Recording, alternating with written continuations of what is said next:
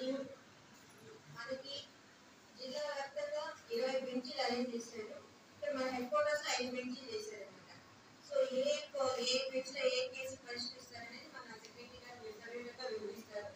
So ఈ అవకాశాన్ని ప్రజలు సద్వినియోగం చేయాలని కోరుకుంటున్నారు. ధన్యవాదాలు.